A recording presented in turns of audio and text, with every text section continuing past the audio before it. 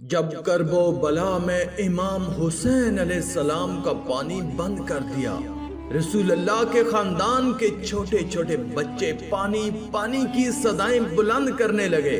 تاریخ نے لکھا 3 دن رسول اللہ کے خاندان کا پانی بند تھا۔ بس جب کربلا کے میدان میں 10 محرم کے دن ہر ایک شہید شہادت کا جام پیتا گیا، امام حسین علیہ السلام تنہا رہ گئے تو آپ یزید کے سامنے آ کے حجت تمام کرتے ہیں اور کہتے ہیں کوئی ہے اس غریب کی مدد کرنے والا؟ آسمان ہل گیا، زمین تڑپ اٹھی، فرشتے آ گئے، جن کہنے لگے یا حسین ابن علی ہمیں حکم کریں۔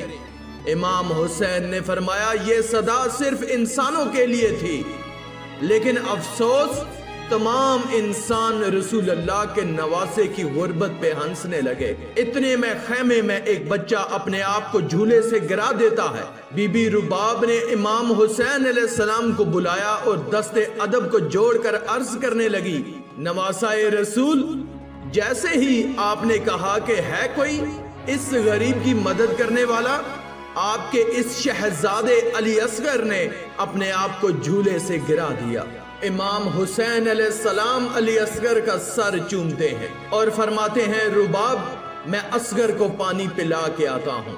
رسول اللہ صلی اللہ علیہ وآلہ وسلم کا نواسا حسین ابن علی اپنے 6 ماہ کے علی اصغر کو گود میں لے کے میدان کربلا آتے ہیں اور کہتے ہیں تمہاری جنگ اگر ہے تو رسول اللہ کے اس نواسے سے ہے، اس معصوم صغیر بچے نے تمہارا کیا بگاڑا ہے؟ لوگوں 3 دن سے اس 6 ماہ کے بچے نے پانی نہیں پیا، پیاس کی وجہ سے اس کی ماں کا دودھ خشک ہو گیا ہے، اے لوگوں اس بچے کو پانی پلاؤ۔ فوج یزید میں سے آواز آئی حسین پانی تم پینا چاہتے ہو اور نام بچے کا لیتے ہو، اگر یہ بچہ خود مانگے گا تو ہم اسے پانی پلائیں گے۔ امام حسین علیہ السلام نے علی اصغر کو بلند کیا اور فرمانے لگے اصغر مانگ، اپنی نانا کی امت سے پانی مانگو۔ امام حسین علیہ السلام کا یہ کہنا تھا، علی اصغر کے لب ہلے اور علی اصغر فرمانے لگے لوگوں میں تمہارے رسول کے گلشن کا چھوٹا سا پھول ہوں، میری رگوں میں تمہارے رسول کا خون بہتا ہے، اے لوگوں میں 3 دن سے پیاسا ہوں، مجھے پانی پلاؤ۔ تاریخ نے لکھا علی اصغر کی صدا سے فوجیں عشقیاں ہلنے لگی، کہرام برپا ہو گیا۔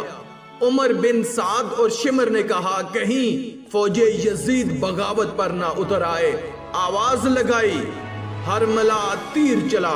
ہرملا کے پاس جو تیر جانوروں کے شکار کے لیے تھا، تاریخ نے لکھا علی اصغر کا نشانہ لیا اور تیر چلا دیا۔ اس تیر کی 3 نوکیں تھیں، ایک نوک علی اصغر کی کمر میں لگی، دوسری نوک اس کے بازو میں لگی اور تیسری نوک علی اصغر کے کان میں لگی۔ تیر اتنا وزنی تھا کہ علی اصغر کو چیر کے امام حسین کے بازو پہ جا لگا۔ تاریخ نے لکھا علی اصغر کے جسم سے خون امام حسین کے ہاتھوں پر آ گرا۔ امام حسین علی اصغر کو ہاتھوں میں لیے اپنے نانا کی امت کو دیکھ رہے ہیں، چاہا کہ علی اصغر کے خون کو زمین کے حوالے کرے۔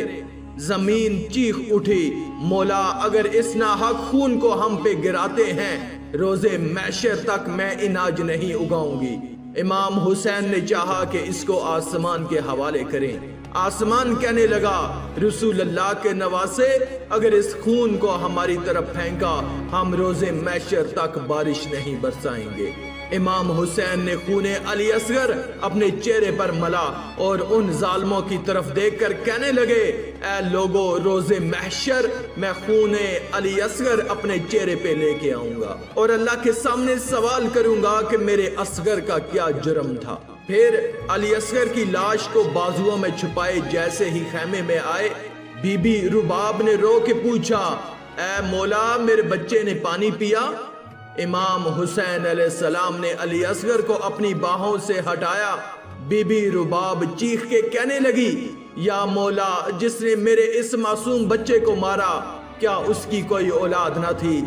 امام حسین علیہ السلام نے فرمایا صبر کرو، اللہ کی مرضی یہ ہے کہ ہم ہر ظلم سہ کے اسلام کے لیے صبر کریں، کیونکہ ہمارے ہی خون سے اللہ کا دین بچنا ہے۔